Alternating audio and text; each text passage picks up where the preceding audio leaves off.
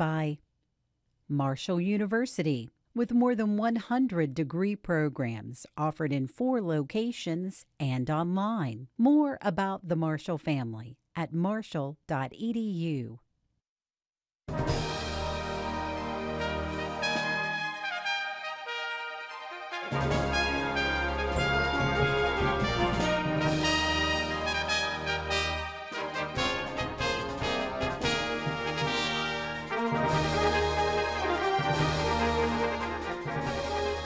Good evening from the Capitol building in Charleston. I'm Suzanne Higgins.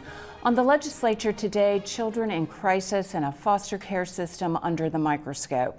The new Senate Select Committee on Children and Families had its first meeting this morning, where the dire needs of the state's 10,000 homeless students and 7,000 foster children are the focus. Later during the floor session, senators expressed both urgency to act now and the need to take the long view. These are our kids who have needs right now, particular needs that are very difficult to meet. Food, shelter, clothing, love, support. And I've heard someone say recently that West Virginia's made a comeback. I'd say come back to reality, where we have 10,522 homeless students in the state of West Virginia. It's not a comeback story until our kids come back home. So, we can spend time on a $100 million tax cut, and we can spend time on a $10 million court. That's fine. But don't tell me we don't have time for 10,522 students who are homeless in the state of West Virginia right now. We do. We have plenty of time. That's a priority. There's room on our agendas. Let's debate it. One of the big problems that we have with the growing need in our foster care system and DHHR and the safety net population in the state is that those parents of those children, one, start without hope and then proceed without jobs. And so I would encourage you that when you have these concerns, it's really easy to get up here and tout about, we have people in need and we need to spend all this spot right here and not in the other spots that grow the state. If you really and truly have a concern for the safety and happiness and prosperity and future of West Virginians that follow us, you'll start looking with a longer-term vision and realize that the people that you're so concerned about right now, you're helping their children and grandchildren. Because right now, if we don't fix that, the generational problem gets worse. If I can speak on behalf of the senator from Greenbrier County, what he was trying to say is if we don't deal with this issue now, there will be no children, there will be no grandchildren to take those jobs that you seek to create. There was an article in the Charleston Gazette this morning about the statistics of individuals who are in our foster care system and how few of those individuals go on to college or go on to trade school or go on to do anything. And I think it's something that we need to address. It is long-term taking care of those 10,000 homeless children. It is long-term thinking or consideration and vision when you take care of our foster care system and our children in that system. Staff at the Department of Health and Human Resources often struggle to find quality foster families to take in children in need of homes. Reporter Roxy Todd will speak to lawmakers about this and other challenges in just a moment, but first her visit with foster families. Across West Virginia, abuse and neglect cases have resulted in the removal of thousands of children from their family homes. Close to 7,000 have become foster children. The best chance many of these kids have is if a relative can take them in. In Ravenswood, Melissa Liston is raising her 12-year-old grandson and her 3-year-old granddaughter. Money's tight sometimes, but you know what? Those kids come through that door and they laugh and it's worth it. That there is nothing like a 3-year-old's giggle, nothing, ever. Makes it worth it. Whatever you've done through your life to save for your time when your kids are gone, it's gone. That's what you use to raise your grandkids. You have no more savings. You have no more retirement. Because you've started a whole new family. And you don't regret it. Liston's grandson goes to a therapist and needs extra help coping with trauma he experienced when he was living with his birth parents. Sometimes they need the extra help. You can't expect, they're kids, they're not adults, and they've been through fire. You gotta treat them with gloves, not harsh treatment. It don't work. They're babies. And I'm sorry.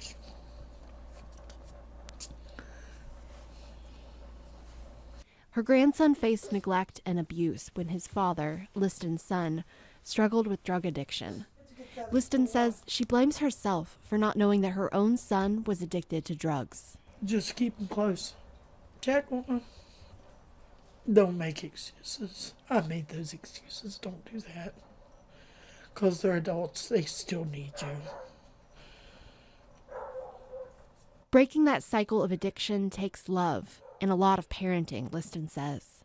She worries about the other children out there in need of foster homes who don't have someone available to take them in. This is where kids end up into drugs, into jail, because no one cares.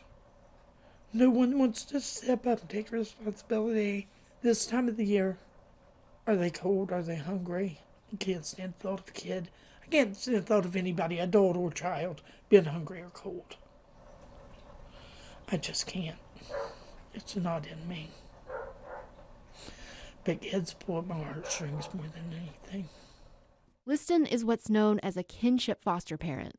Research suggests children in kinship homes have better behavioral and mental health outcomes than children who are placed with a stranger. That's why child and protective service workers try to find a kinship home for children first. But if they can't find a relative, they turn to a foster care agency. Yeah. Okay. Charlotte Barnett is a social worker with the Children's Home Society. When a CPS worker calls looking for a foster family, she's often the one who takes the call, day or night. How old is he? Alrighty, you have his birthday? Alright, does he have any meds or behaviors? Okay. On many days, there are more children in need of homes than families who are available to take them. I'm just going to have to send this one out statewide. In this case, the child may have to relocate to a new community in a totally different part of the state. Or if no family is found, the child may end up staying temporarily in a shelter or in a state office on a cot or a blow-up mattress. Those who are placed in homes often arrive abruptly in the middle of the night, most of their possessions stuffed inside a garbage bag. Kelly Crow and her husband have been foster parents for 3 years. Quality foster homes are needed. You hear horror stories of bad foster homes, and I just thought if we could help somebody, we can't help everybody, but if we could help somebody, then it would probably be worth it. So we just decided to open our home. She and her husband Darren had only been married a year when they decided to become foster parents. Their first foster children were 2 5-year-old twins. It was a struggle for us to even get out the door sometimes. And our associate pastor one evening, he called and asked, I think it was the second night we had him, he says, is there anything I can get you or do for you? And I was like, we actually need some milk. So he went to Kroger and got us a couple gallons of milk. And even though that seems like such a small thing, it was a big thing to us at the time, because we couldn't get out of the house. We were, never been parents before, and now all of a sudden we're parents to 2 5-year-olds, and we're trying to figure it out. Offering to bring by some groceries or a home-cooked meal are small gestures, but it's something almost anyone can do to support foster families. Darren and Kelly also say they wish there was more support from social workers and training in dealing with difficult behaviors. One thing I think I would change, though, is just more information when you go into a placement. And I don't think that's anyone's fault in particular, but still a lot of times it would be helpful to know, have maybe some more background information when you take on a child to know exactly what you're dealing with and what they've experienced. That way you know how to better care for them and deal with them on a day-to-day basis. Some foster parents say they would like more support from fellow foster families. Last December, in an interim session of the legislature, Marissa Sanders, who runs an advocacy group for foster parents, presented the findings of a survey her group helped collect from 1,000 foster parents. The main thing that people said about support in terms of who it was coming from was that they really, really wanted more access to peer support from other foster, adoptive, and kinship families. So while training was helpful and while services from social workers was useful and important for them, they really wanted more time to build relationships with other foster families, to connect with other foster kinship and adoptive families, and to really be able to talk about their own experiences with people who are living similar things. Sanders says many of the foster parents across the state feel invisible, like they don't have a voice, and are frustrated by the system, which often gives conflicting information. These are some of the main reasons, says Sanders, she thinks so many foster parents burn out, and why other potential families might be hesitant to open their homes. Good evening. I'm Roxy Todd. Joining us now are Senator Patricia Rucker, member of the Senate Select Committee on Children and Families, Delegate Barbara Evans-Fleischauer, Minority Chair of House Judiciary, and Senator John Unger, member of the Senate Health and Human Resources Committee. Thank you all for joining me. So you're all committed in one way or another on working on these issues, foster care. Let's just go around first and tell us the number one thing that you would like to do to help the foster care kids in our state. Well, I can tell you that I pushed for the creation of the Select Committee on Children and Families, because as the interim committee was meeting, and it's been meeting on these issues for over 2 years, just the overwhelming crisis, and how it's just gotten so much worse because of the drug and opioid addiction problems in the state. And I feel, the foster parents, like Marissa Sanders mentioned, they need more support. They need a bigger voice. They need to be taken more seriously. And I also feel we need to do something about the number of CPS workers. We just need more. So, one of the things that was mentioned in your documentary was, how they wish they had more help from social workers. And we just don't have enough in the state of West Virginia. Delegate. Thank you. I think a lot of it has to do with pay. If children truly are our most precious resource, then we need to make sure that we pay social workers a fair wage. I mean, they have a master's degree, they have a bachelor's degree, and they earn way less than, say, the engineers that work at DEP. And same thing with the foster families. If we are going to say, we are giving you our most precious, children are our most precious resource, and we want you to love them, and we want you to take care of them as if they were your own child. And we pay them $20 a day for 24-hour care. They're on call. And so I'm really pleased that we are going to be increasing that rate, at least on the House side. I hope that stays in our foster care legislation, but I think you get what you pay for. And we need our Child Protective Service workers burn out, our foster families burn out, and if they felt, I think that people want to feel valued. And that's one of the ways we show value in our state and in our country. And Senator Unger, I know that you've worked a lot, both in your own ministry as well as in the Senate. What do you think could help? Well, building on what they have said, but one of the things I noticed from your documentary was the need for peer, foster families helping foster families. There's two types of recovery. There's the individual recovery, which we do a lot of focus in on it. But there's also something called societal recovery, community recovery. And what I'd like to see is so often for the young people, the foster children, we treat them like objects. We do things to them, or we treat them like recipients. We do things for them. But very rarely we ever treat them like resources, doing things with them. And what I'd like to focus in on, what I have been focusing in on, is how do you build those resiliency skills so that youth can help youth? I mean, there's very little discussion I even heard in the documentary about how are young people being able to help each other. Because by them helping each other, they build those resiliency skills. And sometimes the young people, their first line of defense is each other in this area. And so as far as I think where we really need to start, where we haven't really been having those conversations, is how do we treat our foster children, our children in general, even in our schools?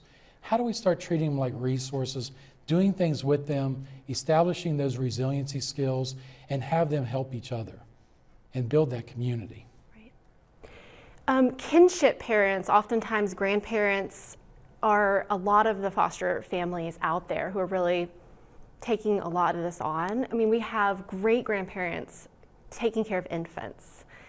Is there anything that you would like to do that would help these families? Well, definitely any discussion we have about strengthening and supporting foster families includes, of course, kinship.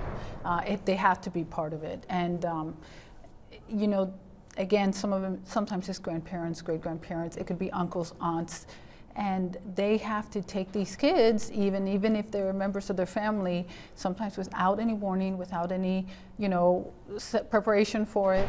And obviously all the supports that we give foster families, we need to make certain are there for kinship families too. One thing that we have done on the House side and the Senate side has worked on this too, is created a foster child and a foster parent Bill of Rights. And I have talked to kinship families and grandparents especially, and they are so frustrated with the system. I know people that don't want to have anything to do with the system because there are so many rules and so many regulations and so many hoops to jump through. And they are handling sometimes 4 of their grandchildren and having to make sure they get to school, make sure they get their medicine that they need, and they're just frantic with this responsibility. And so I think that that's one of the things the Bill of Rights is designed to do, is to figure out ways that we can clarify what their role is and hopefully make their lives a little easier. And I would echo that as far as, again, getting support for the family. I mean, it's one thing placing the child in the family of a kinship or in a foster family. But one thing we learned is that when people could call out and say, what do you need? We need milk. And the family and the community responded in a sense. So, you know, I think sometimes we really depend too much on government to solve the problem, that we really don't do community development and really get out there and look at how do we develop those wraparound services, how do we develop those common unity aspects in a community to support those families. Because once a child's placed there, especially in West Virginia, we have a large proportion of grandparents raising their grandchildren. Matter of fact, it's starting to become the rule versus the exception. And that's scary because what's going to happen, now I'm hearing great-grandparents are raising their children. There's going to be a time when that's going to be stripped out, the generation, who's going to be raising our next generation of children. So the only way we're going to solve this is actually really address it at the community level, which also supports the family level. Right. I've spoken with judges who say that there's really tight turnarounds for parents who've lost custody of their children, who struggle with substance abuse. You know, last year in West Virginia, we saw a new program, a pilot program, to do family treatment court aimed at protecting children while helping parents overcome substance abuse disorders. While we want to keep these kids safe, there's a lot of parents out there who struggle with addiction. How do you feel about compassion in dealing with these parents while also taking care of the kids? Well, we definitely talked about that in the interim committee on children and families. It's a balancing act, right? Because we want to protect the kids, obviously, but I certainly do not want to penalize parents for getting help, and there should be a, you know, to me, some of the parents that we heard from, knowing that they could still see their child and visit their child gave them the inspiration to keep going. And I've been able to go to some of these drug court, you know, graduations, and, you know, having their family there was a huge support for them when they were, you know, going through the treatment and everything. So it's a balancing act. I don't think you can do a one-size-fits-all, for sure. When you say it was brought up, was there a discussion on, is there disagreement, I guess, on how? There is. There was, we brought up the topic of when it's the right time to terminate parental rights. And that's what led us to that discussion, and we had speakers come in to talk about it. Senator Unger, anything to add about that? Yeah, so I've seen a lot of times when a parent is struggling in recovery, that their child is taken away from them. And the science, that's the worst thing to do is to isolate or disconnect. because the opposite addiction isn't sobriety. The opposite addiction is connection. And as Senator Rucker mentions, a child can be a purpose for that person in recovery. You take away the very purpose. You take away their hope, and therefore the drive's not there to recover. So we have to look at, yes, protecting the child. Addiction is a disease. We don't take children away from people with diabetes. We don't take children away from people with cancer. If we're going to treat the addiction as a disease, then why are we taking children away from people with addiction? Now, I understand if they're being abused and other aspects, absolutely. But to automatically say, you're addicted, you have this disease, we're taking your child, only drives that person in an area of hopelessness and therefore starts complicating the recovery effort. And we have to stop that. I want to tack on to what Senator Unger said about wraparound services. Not only do the children need that, but the whole family needs that. And I think we have to come back to money.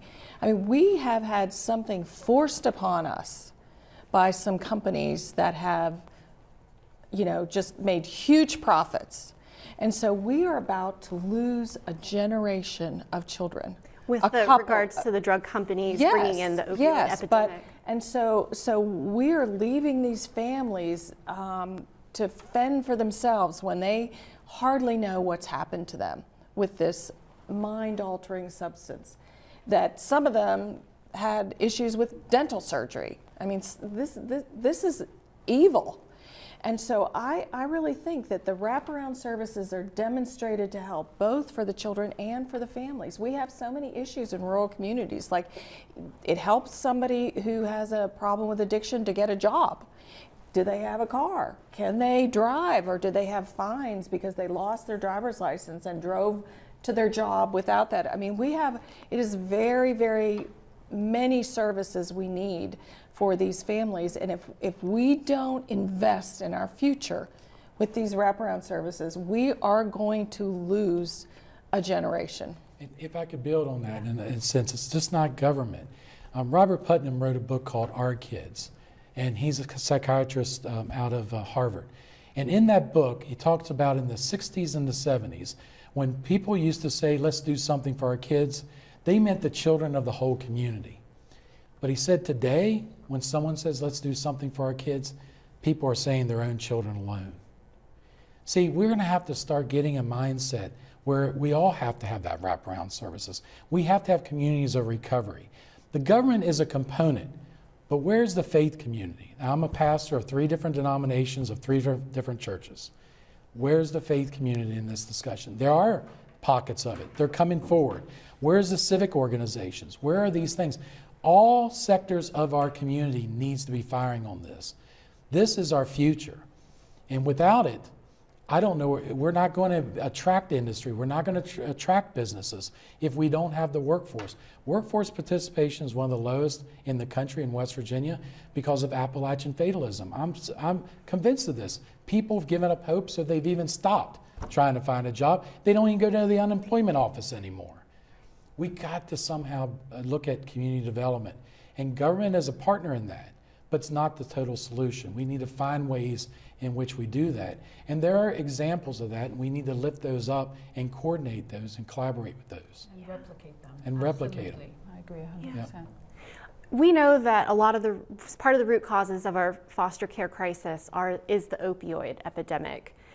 What about unplanned pregnancies? Is there anything that could be altered in our foster care crisis, do you think, if we look seriously at how we talk to our young people about birth control and other reproductive health issues? Well, I mean, I'm not so sure about that. I will tell you that obviously we do already have what they call sex education in the public schools, and I guess we could see it whether or not there's something we can do in that area. Haven't really brought it up. Well, we often say don't do stuff, it's just don't say no. But we never give an alternative of what to say yes to. And if you talk to young people, they say, well, there's nothing else to do in my community except for the drugs or the sex. And so that's another thing in the sense of what are we doing with after-school programs such as Boys and Girls Club, athletics, things like that where our young people are engaged. The other time is when we were growing up as children, many times we were let go and we'd come back as soon as it was dark. Today, people are scared to death to let their children out of their sight these days because of fear. And so because of that, we create isolation. And out of isolation, then all these other issues start coming into play. And so until we provide other healthy alternatives for young people to engage in, we're going to be constantly fighting this, don't say no, but then what? Right. And so that's one of the things we need to be investing in is the after-school programs, Boys and Girls Club, some of these other things that our youth can be engaged in and be healthy. And families too. Right. Such a good conversation. We have to cut it off there. Sorry. Thank you, everybody. Thank you, Senator Patricia Rucker and Delegate Barbara Evans-Fleischauer and Senator John Unger. Thank you all for joining us tonight. Thank you. And tomorrow on the Legislature Today, join us for our Friday Reporters conversation about all the activity this week at the Capitol and a look ahead to what's on the calendar next week. I'm Roxy Todd. For everyone here at West Virginia Public Broadcasting, thanks for joining us and have a great evening.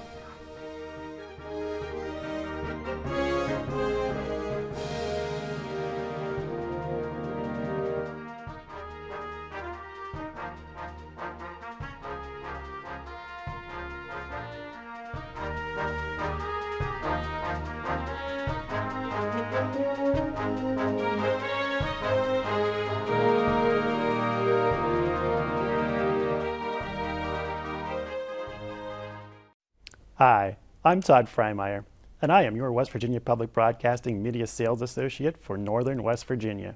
If you'd like to know more about how your business or organization can sponsor this programming, please contact me at 304-556-4905. Help protect and sustain the programs the people you connect with watch on this station by becoming a sponsor today. Thank you. Next time on Antiques Roadshow Recut, we'll see amazing treasures at Rosecliff Mansion in a new half-hour show. This practically stopped my heart when I saw it in the box. I've been using it as a champagne holder. Nice. I'm just a little stunned. You're freaking kidding me. Don't miss part 2 from Rosecliff of the new Antiques Roadshow Recut. That's Friday at 8:30 p.m. On country music. There was this saying, blues had a baby, and they called it rock and roll. And I always said, yeah, and I think the daddy was a hillbilly. 2 new careers are launched in Memphis. When it comes to music, Memphis has always had a little more soul. It's in the gumbo down there. And 2 legendary women come to Nashville. When you hear her sing, you feel the emotion in every lyric. When country music continues. That's Friday at 9 p.m. West Virginia Public Broadcasting.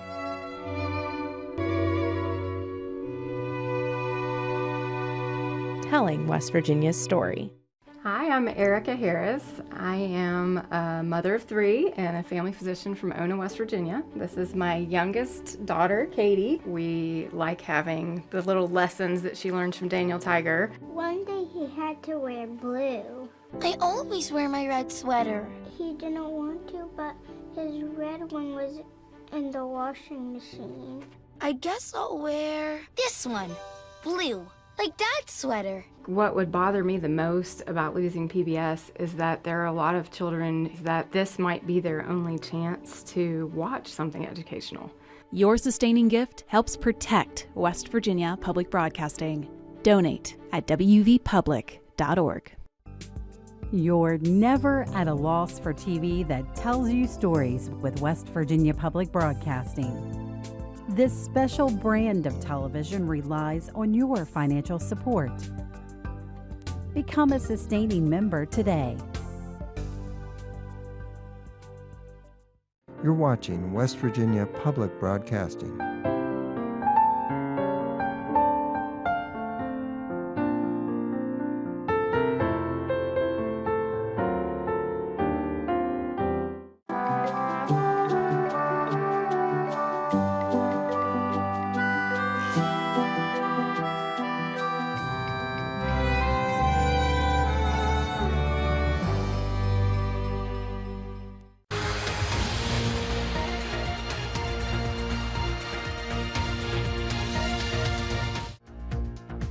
Funding for this presentation is made possible by Babbel, a language learning app that teaches real-life conversations and uses speech recognition technology. Daily 10 to 15-minute lessons are voiced by native